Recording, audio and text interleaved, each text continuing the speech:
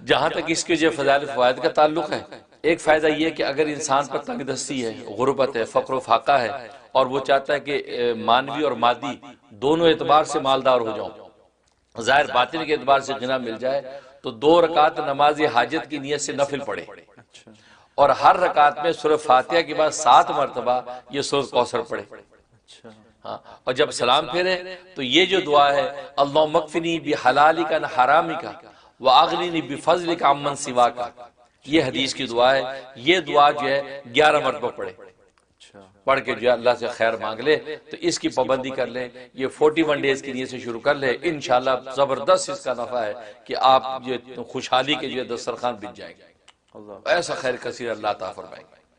اور دوسرا فائدہ یہ کہ اگر جو سر میں درد ہے اور سر کا درد جاتا نہیں ہے، دوائیں بھی استعمال کر رہا ہے، ہر طرح کے ٹوٹکے کر لیے جاتا نہیں ہے، تو سورہ کوثر جو ہے 7 مرتبہ پڑھ کے خود پڑھ کے دم کر لے، یا کوئی دوسرا پڑھ کے اس کے اوپر یہ 3 مرتبہ پھونک دے، تو انشاءاللہ 2-3 دفعہ کرنے پر جو ہے کیسا بھی سر کا درد ہوگا وہ ٹھیک ہو جائے گا۔ سبحان اللہ سورہ کوثر۔ اور تیسرا، اگر پیٹ میں درد ہے، پیٹ میں درد ہے یا السر کی تکلیف عام طور پہ ہو جاتی ہے، اس کی جلن ہے، تو 7 مرتبہ یہی سورج جو سورہ کوثر پڑھ کے ایک چٹکی نمک یوں لی اور پڑھ کے اس کے اوپر دم کیا اور وہ چاٹ، اچھا یا کسی دوسرے نے پڑھ کے دم کیا اور اس کو چٹا دی، بچہ ہے یا بڑا ہے، تو جناب وہ 1-2 دفعہ چٹانے میں ہی انشاءاللہ جو ہے اس کے پیٹ کا درد ختم ہو جائے گا۔ اگر صبح چٹا دی ہے، اب دوسری چٹکی شام کو چٹائیں، انشاءاللہ جو 2-3 دن میں ہی جو کسی قسم کی پیٹ کی تکلیف جو وہ رفع ہو جاتی ہے۔ اور ایک فائدہ یہ کہ اگر دشمن ہے اور وہ ستاتا ہے، تنگ کرتا ہے، ہر طرح تکلیف پہنچاتا ہے، تو روزانہ 41 مرتبہ یہ جو ہے سورہ کوثر پڑھی جائے، خاص طور پہ وہ دشمن کہ جو صرف اکیلا نہیں ہے بلکہ پورا ایک جو ہے وہ جتھا ہے دشمنوں کا، وہ مل کے آپ کے خلاف پلاننگ کرتے ہیں، مل کے آپ کے خلاف جو ہے وہ جوڑ توڑ کرتے ہیں، تکلیف پہنچاتے ہیں، تو ایسے جتھے کو توڑنے کے لیے تاکہ آپس میں ایک دوسرے کے دشمن ہو جائے اور یہ ان کا جو ہے وہ شرادہ بکھر جائے، تو 41 مرتبہ آپ نے اسی نیت سے پڑھنا ہے کہ تاکہ ان کا آپس کا جو زور ہے وہ تشدد کا شکار ہو جائے۔ اچھا تو یہ 41 مرتبہ پڑھیں، اول آخری 11 مرتبہ درود شریف یہ پڑھ کے جو دعا کر لیں، انشاءاللہ یہ 21 دن کریں گے، 21 دن کے اندر ہی اللہ تبارک و تعالی کسی بھی قسم کی جو ہے وہ سازشی لوگ ہوں گے ان کو اللہ تبارک و تعالی تتر بتر کر دیں گے۔ سبحان اللہ یہ اس کا نفع ہے۔ اور ایک اس کا فائدہ یہ ہے کہ اگر انسان جو ہے اس کو 313 مرتبہ پڑھے، روز 313 مرتبہ پڑھے، تو کسی بھی قسم کی حاجت ہے، کسی قسم کی کوئی بیماری ہے یا کسی بھی قسم کے دشمن ہے، ہر چیز سے اللہ تبارک و تعالیٰ آپ کو محفوظ رکھیں گے۔ اس میں آپ اپنی بھی نیت کر سکتے ہیں، اپنے بھی بچوں کی نسلوں کی بھی نیت کر سکتے ہیں، 313 دفعہ روزانہ سورہ کوثر پڑھنے کا اہتمام۔ سبحان اللہ اور اول آخر جو 11 مرتبہ درود ابراہیمی پڑھیں اور پڑھ کے اللہ سے دعا کرتے رہیں، انشاءاللہ اللہ کی رحمت سے کسی بھی قسم کا دشمن ٹھہرے گا نہیں اور نہ کوئی دشمنی کر پائے گا۔ اسی طریقے سے اگر جو ہے کوئی بیماری اور تکلیف پہنچے خطرہ ہے تو وہ بھی دور ہو جائے گا اور آپ محفوظ رہیں گے۔ سبحان اللہ یہ اس ماشاء کے اللہ فوائد ہیں۔ اور باقی جہاں تک اس کے خواب میں تعبیر کا تعلق ہے، ایک اس کا مطلب ہے کہ اللہ تبارک و تعالی اس کو مالدار بنائیں گے اور اس کا مال جو ہے وہ اللہ کے راستے میں خرچ ہوگا، اللہ اس کو جو ہے اپنے راستے میں خرچ کرنے کی توفیق عطا فرمائیں گے۔ اور دوسرا مطلب یہ ہے کہ اس کے جو دشمن ہے وہ مغلوب اور زیر ہوں گے، جو دشمن ہے اس کو ستانا چاہتے ہیں یا دشمن ان پہ حملہ آور ہونا چاہتے ہیں، اللہ تبارک و تعالی اس کو دشمنوں سے محفوظ رکھے گا اور یہ جو ہے دشمنوں سے محفوظ رہ کر بلکہ دشمن ہی جو نقصان اٹھا کے وہاں سے دوڑیں گے، یہ اس کا مطلب۔ اور تیسرا مطلب یہ ہے کہ اللہ دین اور دنیا اور آخرت کی ساری خیریں اس کو عطا کریں گے، بشرطیہ کہ یہ ایمان اور عمل صالح کے راستے پر قائم رہے گا، یعنی فصلی لربک ونحر، یہ جو حقیقت بیان کی ہے یہ اس کے اوپر اگر قائم رہے گا، اور لربک کی قید چونکہ اس میں لگائی رب کے لیے، اس کا مطلب ریا کے لیے نہ ہو، رضا کے لیے ہو، رضا کے لیے اس کی یہ عبادت و قربانی وہ رضا کے لیے ہونی چاہیے اللہ کی، یہ دنیا کے ریا کے لیے نہ ہو، بس یہ اگر کرے گا اس کا مطلب یہ ہے کہ ہدایت اس معنی میں کہ ایک شخص اللہ اللہ کرتا ہے، ایک مملوک اپنے مالک کو یاد کرتا ہے، ایک مرزوق اپنے رازق کو پہچان رہا ہے، ایک مخلوق اپنے خالق کا پتہ دیتی نظر آتی ہے، تو اللہ تبارک و تعالی اس کائنات کو باقی رکھیں گے۔ لیکن جب اس درجے میں بھی ہدایت ختم ہو گئی تو پھر اللہ تبارک و تعالیٰ کو اس خالی خالی کائنات کی کوئی ضرورت نہیں۔ اور یہ ہدایت کو اللہ تبارک و تعالیٰ نے نبوت کے ساتھ جوڑا ہے کہ نبوت کے راستے سے اللہ تبارک و تعالیٰ دنیا میں ہدایت اتارتے ہیں۔ چنانچہ سب سے پہلا انسان جو زمین پر اتارا گیا اس کو نبی بنا کر اتارا، تاکہ انسان کی کسی ایک فرد پر چند لمحے بھی ایسے نہ گزریں کہ وہ انسان دنیا میں تو ہو لیکن اس کے پاس ہدایت نہ ہو، اور وہ کسی دوسری نبوت کا منتظر ہو کہ جہاں سے اس کو ہدایت ملے گی۔ تو آدم علیہ السلام کو نبی بنا کر اتارا تاکہ وہ شخص دنیا پہ آئے، اپنے ساتھ ہدایت لے کر آئے۔ چنانچہ پہلا انسان نبی بنا کر بھیجا گیا، اس لیے کہ نبوت کے راستے سے تو ہدایت ملنی تھی، تو پہلے انسان کو ہی نبی بنا دیا تاکہ بغیر ہدایت کے وہ دنیا میں نہ آئے۔ اور پھر ذریت آدم کے بارے میں اصول قائم کر دیا کہ جب ذریت آدم پیدا ہوتی ہے تو اللہ تبارک و تعالی ہر بچے کو ہدایت دے کر پیدا کرتا ہے۔ اس لیے حدیث میں فرمایا کہ کل مولود یولد علی فطرۃ اسلام، کہ جو بھی بچہ پیدا ہوتا ہے وہ نور ہدایت لے کر پیدا ہوتا ہے۔ اللہ اس کو فطرت اسلام پر پیدا کرتے ہیں، بغیر خالی ہدایت کو اس کو بھی دنیا میں نہیں آنے دیتے۔ وہ الگ بات ہے کہ فَأَبَوَاهُ يُحَوِّدَانِهِ اَوْ يُنَصِّرَانِهِ اَوْ يُمَجِّسَانِهِ، کہ پھر اس کے والدین اگر یہودی ہیں تو اس بچے کو یہودی بنا دیتے ہیں، اگر اس کے والدین عیسائی ہیں تو اس بچے کو عیسائی بنا دیتے ہیں، اگر اس کے والدین مجوسی ہیں تو بچے کو مجوسی بنا دیتے ہیں۔ لیکن اللہ تبارک و تعالیٰ کے نزدیک بندے کے لیے ہدایت اتنی اہم ہے کہ اس کو اس نور ہدایت کے بغیر دنیا میں پیدا نہیں کرتے، نور ہدایت ہی کے ساتھ پیدا کرتے۔ تو گویا کہ ہدایت پر یہ کائنات کا وجود کھڑا ہے، اور ہدایت نبوت کے راستے سے عطا ہوتی ہے۔ چنانچہ آدم علیہ السلام سے یہ سلسلہ چلا ہے، مختلف زمانوں میں مختلف ادوار میں ہدایت انبیاء کے ذریعے سے آتی رہی۔ کوئی ایک بستی کے لیے نبی بن کے آیا، کوئی ایک شہر کے لیے نبی بن کے آیا، کوئی ایک صوبے کے لیے نبی بن کے آیا، کوئی ایک ملک کے لیے نبی بن کے آیا، کوئی ایک قوم اور سوسائٹی کے لیے نبی بن کے آیا۔ یہ سلسلہ چلتا رہا یہاں تک کہ سب سے آخر میں محمد مصطفیٰ احمد مجتبیٰ صلی اللہ علیہ وسلم تشریف لاتے ہیں۔ تو وہ کسی بستی اور شہر کے نبی نہیں، کسی ایک قوم اور کسی سوسائٹی کے نبی نہیں، بلکہ اللہ تبارک و تعالیٰ نے ان کو ایسی عالمگیر نبوت عطا کی کہ قیامت کی صبح میں بھی جو بچہ پیدا ہوگا وہ بھی سرکار دو عالم صلی اللہ علیہ وسلم کی نبوت کے پرچم تلے ہوگا۔ اور آپ ختم نبوت کا تاج پہن کر آئے کہ اب آپ کے بعد نبوت کا کوئی کمال ایسا باقی نہیں ہے کہ اب اس کمال کو ظاہر کرنے کے لیے کسی نبی کو لانا پڑے، اس لیے کہ آپ کی ذات پر اللہ تبارک و تعالیٰ نے نبوت کے سارے کمالات ختم کر دیے۔ اس لیے آپ کو ختم نبوت کا تاج پہنا دیا کہ نبوت کے سارے کمالات ہم نے اس محمد پر پورے کر دیے ہیں۔ اب نبوت کا کوئی کمال ایسا باقی نہیں ہے کہ جس کے ظہور کے لیے اب کسی اور نبی کو لانا پڑے۔ تو خود ارشاد فرما دیا انا خاتم النبیین لا نبی بعدی، میں خاتم النبیین ہوں اور میرے بعد اب کوئی نیا نبی آنے والا نہیں۔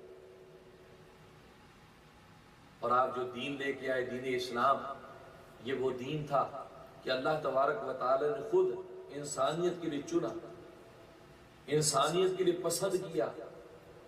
ایک معمولی سے بادشاہ کی پسند کتنی مرغوب اور کتنی محبوب ہوتی ہے، اور یہاں تو بادشاہوں کا بادشاہ ایک چیز پسند کر کے وہ انسانوں کو دیتا ہے، تو اس کی ہدایت کا کیا عالم ہوگا، اس دین اسلام کی جامعیت اور عالمگیریت کا کیا عالم ہوگا۔ اس لیے قرآن میں فرما دیا الیوم اکملت لکم دینکم واتممت علیکم نعمتی ورضیت لکم الاسلام دینا، آج کے دن میں نے تم پر تمہارے دین کو مکمل کر دیا۔ اب دین کا کوئی ایک بھی جز ایسا باقی نہیں ہے کہ جس کے لیے انسانیت کو ضرورت ہو، بلکہ انسانیت کے ساری کی ساری ضرورتوں کو سامنے رکھتے ہوئے اس دین کو ہم نے آج مکمل کر دیا۔ اور آج کے دن میں نے اپنی نعمت تم پر پوری کر دی ہے، وَرَضِيتُ لَكُمُ الْإِسْلَامَ دِينًا، اور میں نے تمہارے لیے دین اسلام کو پسند کیا۔ اللہ نے خود پسند کیا۔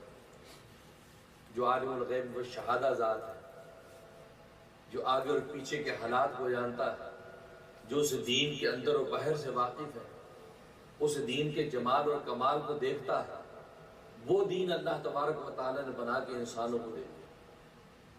اور یہ پھر دین ایسا دین آیا کہ اسے نہ صرف انسانوں کے بلکہ صحراؤں کے ذروں کو حقوق کو بھی سامنے رکھا، درختوں کے پتوں کے حقوق کو بھی سامنے رکھا، یہاں تک کہ کوئی بھی دھڑکتا دل اس کائنات کے اندر نظر آتا ہو اس کے بھی حقوق کا لحاظ رکھا، خواہ وہ حیوانات ہوں، جمادات ہوں، نباتات ہوں، ایک ایک چیز کے حق کو سامنے رکھتے ہوئے اس دین اسلام نے ہر ایک کے حق کو متعین کر دیا۔ یہ تمہارے انسانوں کے حقوق ہیں، یہ تمہارے ان رشتوں کے حقوق ہیں، یہ حیوانوں کے حقوق ہیں، یہ درختوں کے حقوق ہیں، یہ زمین پہ اگنے والی گھاس کے حقوق ہیں، یہ روڈ اور پتھر کے حقوق ہیں۔ تو گویا کہ ایک ایک چیز جو کائنات کے اندر نظر آتی تھی، ہر ایک چیز کے بارے میں دین اسلام نے ایسی رہنمائی کر دی کہ کوئی کسی قسم کی ظلم اور زیادتی اور کسی قسم کا ایسا تصرف انسان کے ہاتھ سے ظاہر نہ ہو کہ جس سے تخریب کائنات ہوتی ہو، اس لیے کہ انسان کی تخلیق کا مقصد یہ تھا کہ یہ انسان دنیا کے اندر تعمیر کائنات ہے۔ چنانچہ اس نے جانوروں تک کے حقوق متعین کر دیے، درختوں اور پتوں تک کے حقوق متعین کر دیے۔ چنانچہ حدیث میں آتا ہے ایک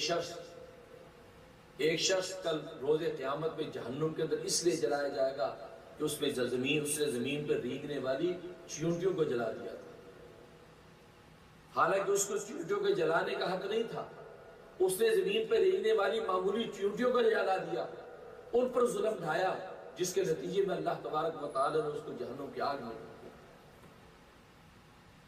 اور صحیح مسلم کی حدیث ہے کہ ایک عورت کہ جس سے بلی پر ایسا ظلم کیا، اس بلی کو باندھ دیا، نتیجہ یہ کہ وہ جا کر کیڑے پکوڑے کھا کے اپنا پیٹ نہیں پال سکتی، زندگی کو قائم نہیں رکھ سکتی ہے، اور وہ بندھی رہی یہاں تک کہ اسی اذیت اور تکلیف کے اندر مر گئی۔ تو اللہ تبارک و تعالیٰ نے اس جانور کی سانس کے بدلے میں اس نیک خاتون کو جہنم میں ڈال دیا۔ تو سوچنے کی بات یہ ہے کہ یہ معمولی جانوروں کے حقوق ہوں۔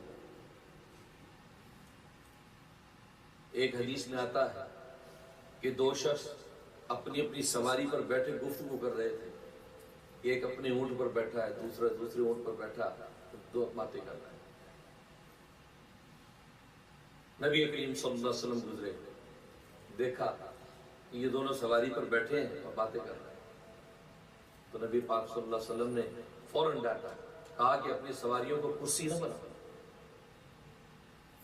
اپنی سواریوں کو کرسی نہ بناؤ، اس لیے کہ اگر تمہیں گفتگو کرنی ہے تو اتر کر بات کرو تاکہ ان کی پیٹھ کو آرام مل جائے، اور اگر بات ختم ہو چکی ہے تو رخصت ہو جاؤ تاکہ وہ اپنے سفر کے اندر روانہ ہو جائے۔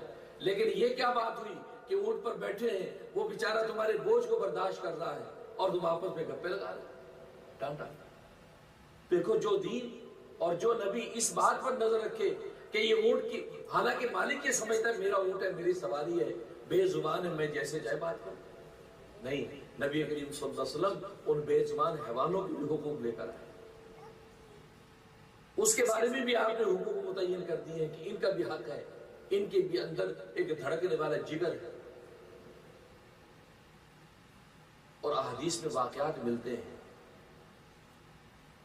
ایک بدکارہ عورت جو بدکاری کے لیے سفر کر رہی ہے، راستے میں ایک کنواں دیکھتی ہے، پانی پینے کے لیے اس کنویں کی طرف جھکتی ہے، تو قریب ہی ایک کتے کا پلہ پیاس کی وجہ سے وہ گیلی زمین کو چاٹ رہا ہے اور تڑپ رہا ہے۔ اس نے سوچا کہ یہ کتنا بھوکا ہے، کتنا پیاسا ہے، اس نے اپنے موزے کو اپنے دوپٹے کے ساتھ باندھا اور کنویں کے اندر ڈالا اور پانی نکال کے اس کو پلا دیا، اس کا جگر ٹھنڈا ہو گیا۔ نبی کریم صلی اللہ علیہ وسلم فرماتے ہیں اللہ تبارک و تعالیٰ نے اس کے تمام گناہوں کے باوجود اس عمل کی وجہ سے کہ ایک کتے کے بچے کو تم نے پانی پلا کے اس کو زندگی بخش دی، اللہ تبارک و تعالیٰ نے اس کو جنت میں داخل کیا۔ اللہ بڑا بے نیاز ہے۔ ہم اپنی تہجدوں پر ناز نہ کریں، ہم اپنی ذکر کی ضربوں پر ناز نہ کریں، اس لیے کہ اس کے دربار میں کیا قبول ہو جاتا ہے اور کیا نہیں کہ وہی جانتا ہے۔ امام غزالی رحمۃ اللہ علیہ جیسا آدمی، علم و فضل کا پہاڑ، کیا علوم و معارف اللہ نے ان کو عطا کیے، مرنے کے بعد جب دربار شاہی کے اندر پیش ہوتے ہیں، اللہ کے سامنے جب پیشی ہوتی ہے تو کس بات پر بخشش ہو گئی؟ کہا کہ امام غزالی پورے بڑے دین کے کام کیے ہوں گے، لیکن آج تیری بخشش ہم کس لیے کر رہے ہیں؟ اس لیے کر رہے ہیں کہ ایک مرتبہ تو اپنی کتاب لکھ رہا تھا، اور پہلے زمانے میں آپ جانتے کہ قلم اور دوات سے لکھا جاتا تھا، سیاہی ڈبو کے پھر لکھ رہے، روشن ڈبو کہا کہ لکھتے ہوئے تم نے قلم اپنی دوات پہ ڈبویا، اور جیسے لکھنے لگا تو قلم کی چونچ پر جو سیاہی کا قطرہ لگا ہوا تھا، ایک پیاسی مکھی آئی اور اس قطرے کو چوسنے لگی اپنے جگر کو ٹھنڈا کرنے کے لیے۔ تو نے قلم کو اس لیے روک دیا کہ چلو یہ پیاس اس کو لگی ہوئی ہے، اس کا جگر ٹھنڈا ہو جائے، اس کو ذرا پینے دو۔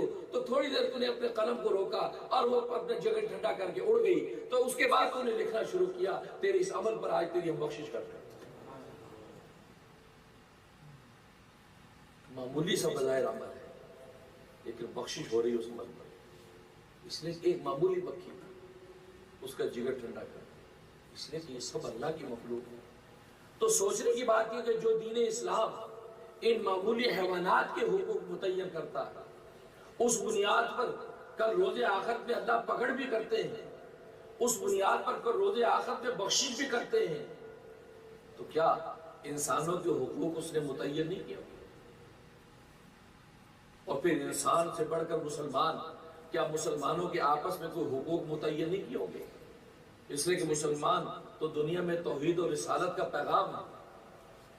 یہ تو دنیا کے اندر ایک ایسا مقدس ورق ہے کہ جو اپنے سینے پر توحید اور رسالت کا پیغام لے کر اپنے مالک کو پکارتا ہے، اپنے رازق کو پکارتا ہے، اپنے خالق کو پہچانتا ہے، اس خالق کا پتہ دوسروں کو دیتا ہے۔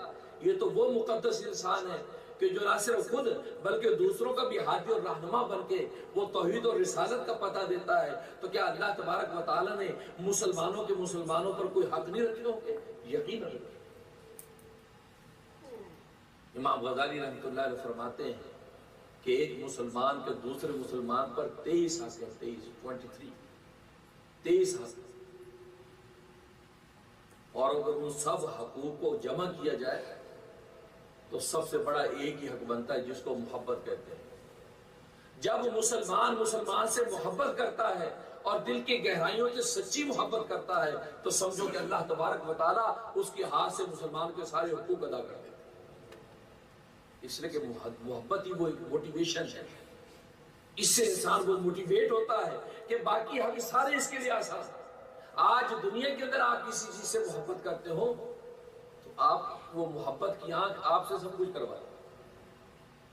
ماں کی ہوئی نیند راتوں کو اڑ جاتی ہے، گیلے بستر پر لیٹ کر سوکھے بستر پر بچے کو لٹاتی ہے، باپ دنوں کے اندر سرگردہ پھرتا انہیں بچوں کے لیے پیٹ پالنے کی۔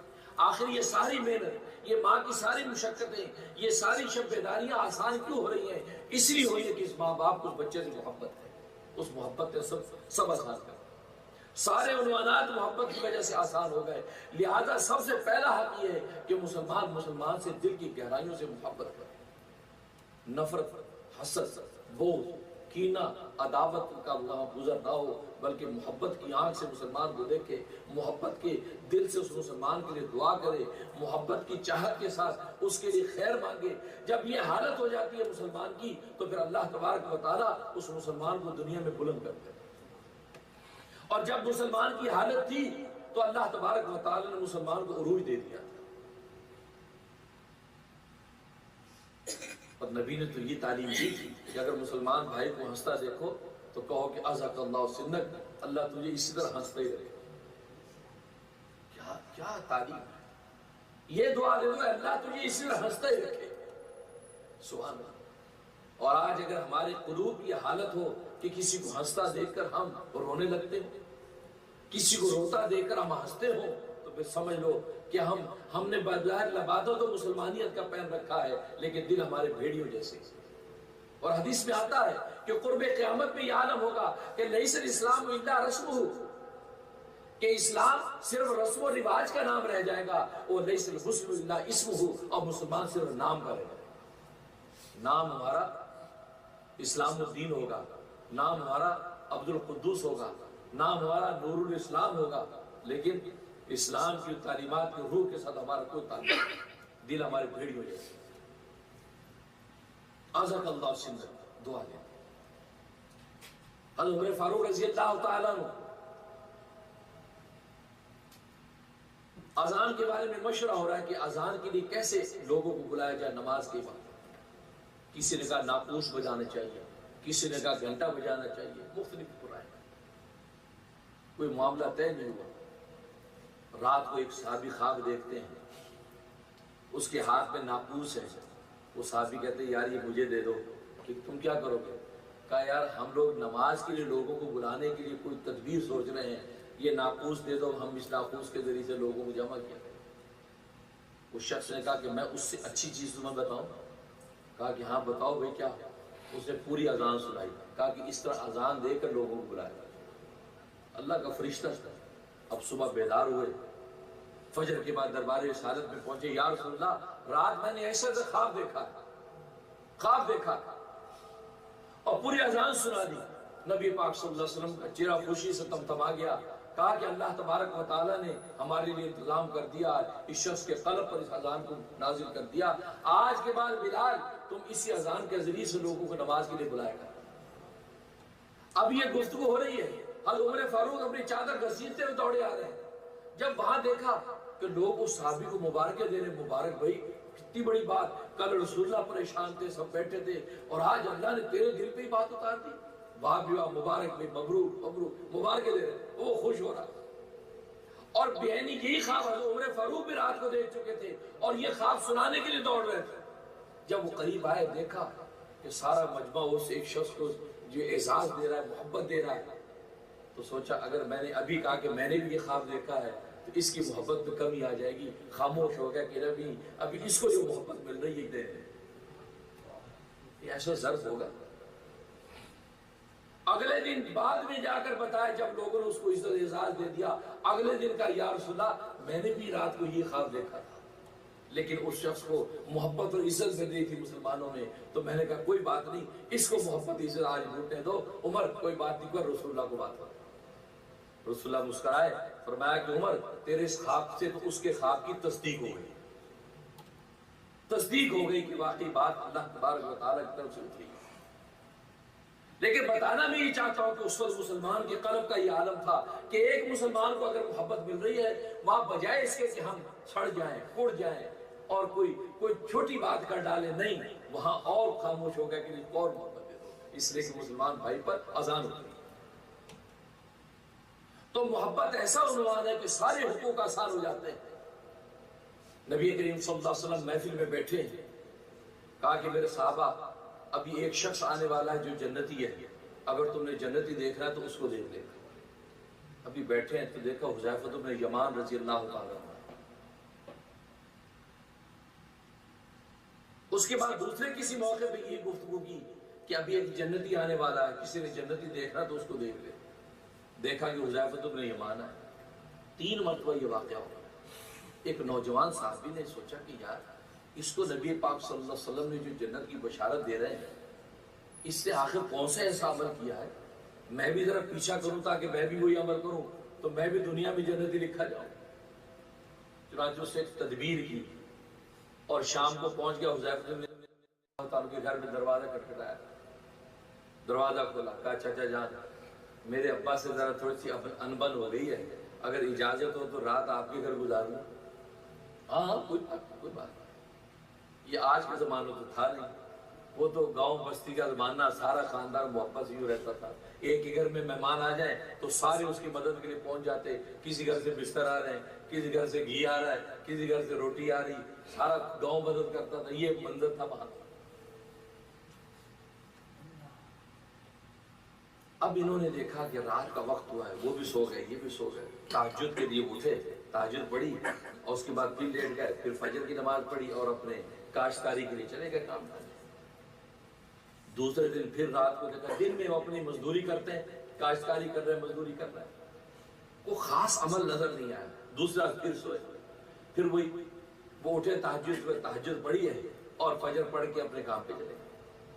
ये बड़ा हैरान कि यार इनमें कोई खास अमल तो मैं देख नहीं रहा। और नबी करीम सल्लल्लाहु अलैहि वसल्लम बार बार कह रहे हैं कि जन्नती दिखाता हूं। 3 दिन गुजर गए।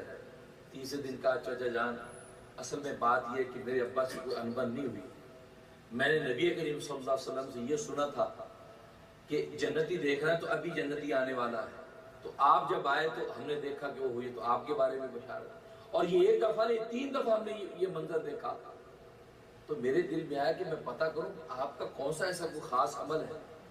لیکن میں دیکھ رہا ہوں کہ 3 دن میں آپ کا کوئی خاص عمل نہیں، آپ تہجد پڑھتے ہیں، اور تہجد سب صحابہ سے تہجد پڑھتے تھے۔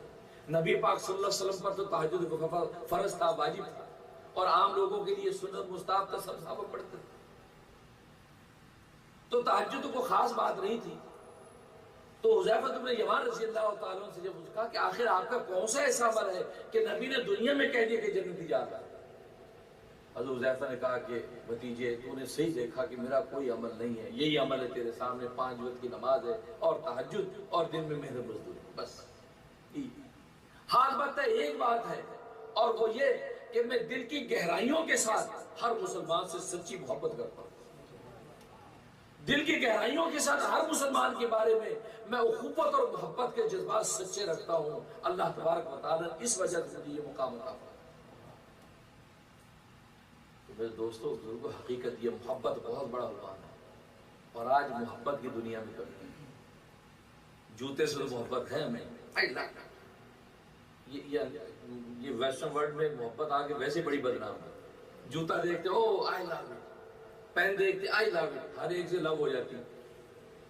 جوتے سے تو آج محبت ہے ہمیں، اپنے کوٹ اور شرٹ سے تو محبت ہے، اپنے گھر بار سے تو محبت ہے، اپنی گاڑی سے محبت ہے، اگر نہیں ہے تو ایک مسلمان کو دوسرے مسلمان سے محبت نہیں۔ جس محبت کے نتیجے میں یہ مسلمان کہاں پہنچ گیا تھا، عالم یہ تھا کہ صحابہ کا کہ روم فارس کی سلطنت کے قدموں میں تھی، اور آج یہی محبت نہ ہونے کی وجہ سے، جبکہ یہ مسلمان کے مادی وسائل کا عالم یہ ہے کہ آج دنیا کے اندر مسلمان مادی وسائل میں سب سے اوپر نظر آتا ہے۔ آج مسلمان کے پاؤں میں چھال کے جوتے نہیں ہیں، آج اس نے گھڑی نہیں پہنی ہوئی ہے۔ آج دنیا کے امیر ترین اگر کوئی ملک ہے تو مسلمان ہے، لیکن چونکہ محبت نہیں ہے آپس میں، اس لیے یہ ذلت اور پستی کی زندگی گزارتے ہیں۔ تو پہلا حق محبت ہے، اور دوسرا حق جان کی حفاظت ہے۔ اس مسلمان کی جان کی حفاظت کرنا یہ اس مسلمان پر دوسرا حق ہے۔ اور مسلمان کی جان اللہ تبارک و تعالیٰ کے نزدیک کتنی مکرم ہے۔ حجۃ الوداع کا موقع ہے، آپ کا پہلا اور آخری خطبہ ہے، پہلا اور آخری آپ کا حج ہے، اور آپ صحابہ سے پوچھتے ہیں بتاؤ کہ آج کون سا دن ہے؟ کہا یوم عرفہ۔ صحابہ نے پہلے تو خاموشی اختیار کی، پوچھا کون سا دن ہے اور کون سا مہینہ ہے، یہ کون سی جگہ ہے؟ صحابہ چپ۔ صحابہ نے یہ سوچا کہ ہو سکتا کہ نبی پاک صلی اللہ علیہ وسلم اس کے عنوان اور دن بدلنا چاہتے ہو، نام بدلنا چاہتے ہو، خاموش رہے۔ کہا کہ اللہ و رسول عالم۔ رسول اللہ نے فرمایا کیا یہ ذی الحجہ کا مہینہ نہیں ہے؟ کہا کہ بلا بے شک ذی الحجہ کا مہینہ۔ کیا یہ آج یوم عرفہ نہیں ہے؟ کہا بالکل یوم عرفہ ہے۔ کیا یہ مکہ شہر نہیں ہے؟ کیا مکہ شہر ہے۔ فرمایا کہ یاد رکھو ایک مسلمان کا خون، یہ یوم عرفہ، یہ ذی الحجہ کا مہینہ اور یہ مکہ شہر اللہ کے نزدیک بہت مقدس و مکرم ہے، لیکن ایک مسلمان کا خون تم پر حرام کر دیا گیا ہے، اور ایک مسلمان کا خون و مال اس سے بھی زیادہ مقدس ہے۔ اور کعبۃ اللہ کا دیکھ کے کہا بیت اللہ تو اللہ کا گھر ہے، تو بہت مقدس و مکرم ہے، تیری تکریم کا کوئی جواب نہیں ہے، بے نظیر تیری تکریم ہے، لیکن یاد رکھ ایک مسلمان کا خون تجھ سے بھی زیادہ عزت والا ہے۔ آج مسلمان کا خون خود مسلمان کے ہاتھ میں کتنا سستا ہے، پانی بھی مہنگا ہے۔ اور ابھی پاکستان کے اندر تازہ واقعہ سانحہ پشاور کا آپ نے خود دیکھا ہے، آرمی اسکول کے اندر معصوم بچوں کا کس طرح گلا کاٹا گیا، کس طرح ان کو یہ تحقیق کر دیا، ظلم اور بربریت کی ایسی داستان دہرائی ہے کہ اس کی نظیر خال خال ملتی ہے۔ ورنہ اگر بن حیث الامہ دیکھے پوری دنیا کے اندر ہی مسلمان مظلومیت کی چکی میں پس رہا ہے۔ دنیا کا کون سا خطہ ہے جہاں مسلمان امن اور سلامتی کے ساتھ ہے؟ کون سی جگہ ہے، کون سے اسلامی ملک ہے کہ جہاں مسلمان امن و سلامتی کے ساتھ ہے؟ بنگلہ دیش دیکھ لو، وہاں کیا ظلم و ستم ڈھایا جا رہا ہے۔ انڈیا میں دیکھو کیا کیا ظلم و ستم ڈھائے جاتے ہیں۔ پورا مڈل ایسٹ اٹھا کے دیکھو، سیریا، عراق، شام دیکھ لو کیا عالم ہے، مسلمان کے ہاتھوں کٹ رہا ہے۔ کیوں؟ اس لیے کہ مسلمان آپس میں ایک دوسرے سے محبت نہیں کرتا، محبت کا حق پورا نہیں کرتا، اور دوسرا اس کے خون کی قیمت اس کی نظر میں کچھ نہیں۔ ایک مچھر کی قیمت اس کی نظر میں ہے، ایک مکھی کی قیمت اس کی نظر میں ہے، لیکن ایک مسلمان کی جان کی دوسرے مسلمان کی نظر میں کوئی قیمت نہیں۔ اور کہہ دیتے جی غیروں کی سازش ہے، غیروں نے ایسا کیا ہے۔ اللہ کے بندو، یہ تفل تصدیاں کب تک کرتے رہو؟ ظاہر ہے کہ جب دیکھتے ہیں کہ لوگ بڑے نالائق ہیں تو غیر تو فائدہ اٹھائیں گے۔ جب خود ہی آپ کے گھر کے دروازے چپٹ کھلے ہوں گے تو چور کہیں گے اچھا موقع یار اندر گھسو۔ جب آپ خود تالا کنڈی لگا کے بیٹھیں گے، ایڈیٹی کے الارم لگے ہوئے ہوں گے تو کیوں آئیں گے؟ چور بھی سوچے گا نہیں بھائی ایزی نہیں ہے، بڑا ٹف ٹائم ملے گا۔ آپ نے سارا چپٹ کھول دیا، سب ایک دوسرے کی برائیاں کرنے پہ، ایک دوسرے کی جب وہ لوٹ گھسوٹ اور پگڑیاں اچھالنے میں آپ جب مصروف ہیں تو غیروں کو تو موقع ملتا ہے کہ چلو تھوڑی سی اور تیلی لگا، لیکن سبب تو آپ خود ہیں۔ تو کیسی ظلم و بربریت دہرائی گئی، کس طریقے سے وہ طالب علم جس کے بارے میں حدیث میں آتا ہے کہ طالب علم جب طالب علم کے لیے گھر سے نکلتا ہے تو آسمانوں کے فرشتے اپنے پر ان کے پاؤں کے نیچے بچھاتے ہیں۔ کیوں بچھاتے ہیں؟ اس لیے نہیں بچھاتے کہ تاکہ ان کے قدموں کو یہ مکرم اور معزز کر دیں، اس لیے بچھاتے ہیں تاکہ ان کے قدموں سے یہ فرشتے برکت حاصل کریں۔ ان کے قدم اتنے معزز ہیں کہ ان طالب علموں کے قدموں سے فرشتوں کو برکت ملتی ہے۔ اور ایک حدیث میں فرمایا کہ جس نے طالب علم کا راستہ اختیار کیا، فرمایا کہ اس کی منزل جنت ہے، علم حاصل کرنے۔ اور آپ اپنے دماغ میں بس ایک ہی علم کو علم سمجھتے ہیں؟ اوہو، علم تو ستاروں سے زیادہ علم کے شعبے ہیں بھائی۔ ایک ڈاکٹر بن رہا ہے، انجینئر بن رہا ہے، ٹیکنالوجسٹ بن رہا ہے، عالم دین بن رہا ہے، حافظ قرآن بن رہا ہے۔ علوم تو پھیلنے میں پوری کائنات ہے۔ ان طالب علموں کے ساتھ کیا ہوا؟ جان کی، کیونکہ مومن کی جان کی کوئی قیمت نہیں ہے، خون کے خطرے کی قیمت نہیں۔ اور نبی پاک صلی اللہ علیہ وسلم فرما رہے کہ کعبۃ اللہ سے زیادہ معزز مقرر ایک مسلمان کا خون ہے، اور کل روز قیامت اس خون کے بارے میں پوچھا جائے گا، بدلہ دیا جائے گا۔ اور حدیث میں فرمایا کہ ایک مسلمان کو گالی دینا فسق ہے، اور ایک مسلمان کو قتل کرنا کفر ہے۔ مسلمان کو قتل کرنے سے وہ کفر میں داخل ہو جائے۔ اور قرآن کریم میں اللہ تبارک و تعالی نے اتنا خطرناک اور غضبناک عنوان قائم کیا، من قتل مومنا متعمدا، جس نے کسی مومن مسلمان کو جان بوجھ کے قتل کیا تو فجزاؤ جہنم، اس کی سزا جہنم ہے، خالدا فیہا، اس جہنم میں ہمیشہ ہمیشہ رہے گا۔ وغضب اللہ علیہ، اللہ کا اس پر غضب پھوٹا، اس شخص جس نے قتل کیا، غضب پھوٹا۔ ولعنہ، اور اللہ کی اس پر لعنت ہے اس شخص پر جس نے مسلمان کو قتل کیا۔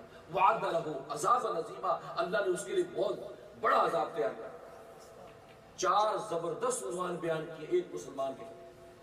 اور ایک حدیث میں فرمایا کہ اللہ تبارک و تعالی کے لیے آسان ہے کہ اگر پوری کی پوری کائنات ایک مسلمان کے قتل کرنے میں شامل ہو تو اللہ تبارک و تعالی اس کے قصاص میں ساری کائنات کو تباہ و برباد کر دے گا، لیکن ایک مسلمان کا قتل اللہ کو گوارا نہیں۔ اس لیے کہ مسلمان، یہ کائنات تو ہے مسلمان کے لیے، مسلمان تو ہے اس کائنات کا ہادی اور رہنما۔ یہ تو آج ہم اپنی بد تہذیبی کی وجہ سے پیچھے نظر آتے ہیں اور دوسری قومیں آگے نظر آتی ہیں، ورنہ دوسری قوموں نے بھی جو لیا اسلام سے لیا۔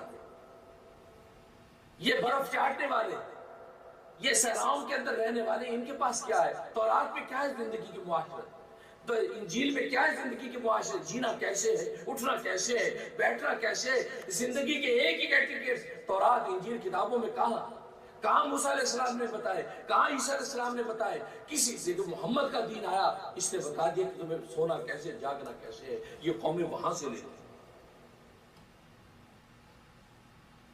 خود برطانیہ کا شہزادہ چارلس نے آکسفورڈ یونیورسٹی کے اسلامک ڈپارٹمنٹ میں کئی سال پہلے تقریر کی تھی، وہاں یہ بات کہی، ہم تو برف چاٹنے والے لوگ، ہمیں تو آج تک غسل کرنا نہیں آیا، آج تک ہمیں نہانا بات لینا نہیں آیا، ہم نے جو کچھ سیکھا ہے اسلام سے سیکھا۔ اور جن کو اسلام ملا ان کی حالت یہ ہے کہ ایک دوسرے کی جان کے دشمن ہے۔ میرے دوست بزرگوں، یہ دوسرا حق ہے کہ اس کی جان کی حفاظت، اور تیسرا اس کے مال کی حفاظت، مسلمان کے مال کی حفاظت۔ مسلمان کے ایک ایک پائی کی حفاظت کرنا دوسرے مسلمان پر حق ہے. اور آج ہم دیکھتے ہیں کہ مسلمان کو لوٹ کر خوش ہوتا ہے. اللہ اکبر. لیکن ایک ایک پائی کا کل روز آخر میں جواب دینا ہوگا. حکم بن عبد الرحمن خلیفہ تھا, اس نے محل بنانا تھا, اور زمین جو دیکھی تو ایک بیوہ کی زمین تھی. اس کو کہا کہ بھی قیمت لے لو. اس نے کہا میں قیمت نہیں لیتی, میں یہی رہنا ہے, میں بیوہ غریب ہوں, بچے پالتی ہوں, میں نہیں.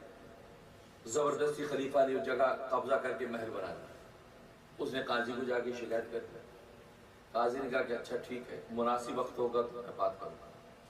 اب ادھر اس محل کا افتتاح ہے, آج فیتا کاٹا جانا ہے. قاضی بھی ایک گدھا اور بوری لے کر پہنچ گئے.